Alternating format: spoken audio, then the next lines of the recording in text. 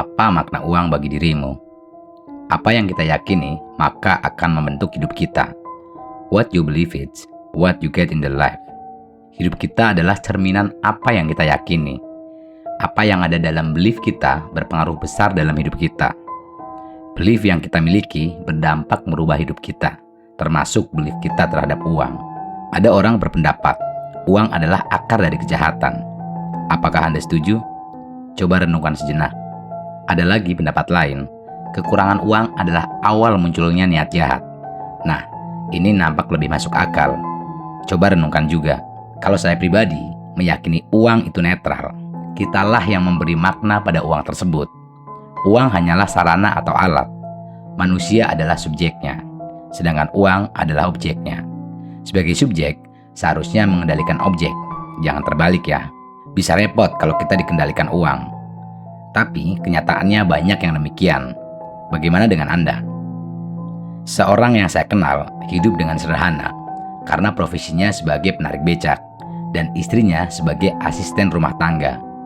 Kalau jumlah uang atau kekayaan yang mereka miliki tentunya tidak banyak. Namun, mereka bisa tertawa riang, mereka bisa tidur nyenyak, bahkan tidak jarang mereka membantu orang lain. Uang yang dimiliki bukan tolak ukur atau penanda bahwa orang itu kaya atau miskin. Namun, cara memandang uang dan menjalani kehidupan ini yang saya lihat dalam hidup mereka sangatlah simpel. Artinya, mereka menempatkan diri sebagai subjek. Salut saya dengan mereka. Mereka tidak pernah merasa kekurangan uang. Dapat uang berapapun digunakan dengan sukacita. Mereka tetap bisa membantu orang lain. Bahkan mereka juga bisa menabung untuk hari tua mereka. Mereka telah membuktikan bahwa hidup mereka tidak dikendalikan oleh uang, tapi merekalah yang mengendalikan uang. Saya salut dengan sikap hidup dan nilai hidup yang mereka jalani. Mereka dapat memberi dan membantu orang lain dari kondisi mereka yang sederhana. Bahkan sudah puluhan tahun mereka menjalaninya dengan sukacita. Ada pendapat lain seperti berikut. Cinta akan uang adalah awal kehancuran dari nilai-nilai kehidupan kita. Dari sinilah adanya konflik mulai terjadi. Money can change your values. Contoh kakak adik bisa bermusuhan karena memperebutkan warisan dari orang tua. Partner bisnis bisa pecah kongsi karena keserakahan salah satu rekan mereka. Ini contoh nyata dalam hidup kita sehari-hari. Ada contoh lain yang bisa saya bagikan. Sebuah keluarga yang saya tahu memiliki harta berlimpah. Ketika ayah mereka meninggal, tidak lama kemudian kakak adik ini mulai mempermasalahkan warisan ayahnya. Seru, ramai, dan heboh. Mereka memperebutkan hak mereka masing-masing. Yang satu klaim kalau dia paling berhak, dan yang lain mengatakan kalau dia juga berhak. Hubungan keluarga jadi hancur. Yang kasihan ibunya terjepit di tengah-tengah. Mau bela yang mana? Keduanya sama-sama anak.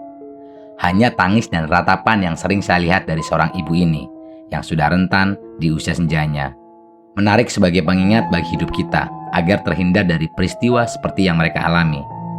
Memang tragis kisah hidup yang awalnya nampak baik-baik saja dan serba berkecukupan, berakhir dengan putusnya tali persaudaraan dan hancurnya sebuah hubungan darah. Ada pendapat lain tentang uang. Lebih baik memiliki sedikit uang, tapi tidur nyenyak, daripada memiliki banyak uang, tapi tidak bisa tidur nyenyak. Sedikit di sini artinya memiliki uang kurang dari Rp10.000. Sementara jika banyak, artinya memiliki uang jutaan atau bahkan miliaran rupiah.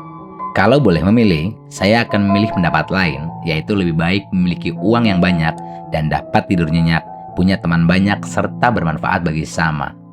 Saya katakan kepada Anda, walaupun mungkin ada yang tidak setuju dengan kalimat saya, carilah uang yang sebanyak-banyaknya. Kenapa? Ini bangunan dibangun dengan uang. SPP bisa murah karena ketua yayasan banyak uang. Dosen yang 10, mahasiswa 1, kenapa bisa hidup? Karena dia punya uang. Ambil, cari uang yang sebanyak-banyaknya. Semuanya terdiam kan? Karena semuanya tidak setuju. Anda akan mengatakan kepada saya, uang bukan segalanya. Saya setuju, uang bukan segalanya. Tetapi kenyataan hidup segalanya butuh uang. Gak mungkin beribadah haji kalau tidak punya uang. Hanya 1-2 orang yang bisa ibadah haji tanpa memiliki uang. Uang itu tidak akan dibawa mati. Betul, saya setuju. Tapi tidak sedikit orang terasa mati kalau tidak punya uang. Uang itu hanya akan menjadikan masalah. Setuju, tapi banyak masalah yang harus diselesaikan dengan uang. Kalau sudah cinta, nggak ada urusan uang. Betul, tapi kalau cinta ada uang, itu lebih indah. Artinya apa? kita bukan memandang enteng tentang uang, yang terpenting cari uang yang sebanyak-banyaknya dengan cara yang halal, dengan cara kejujuran, dengan tidak menyalahgunakan kewenangan, maka baru di situ dikatakan uang akan tepat berada di orang yang tepat, maka uang itu hakikatnya akan menjadi keberkahan bagi semua umat.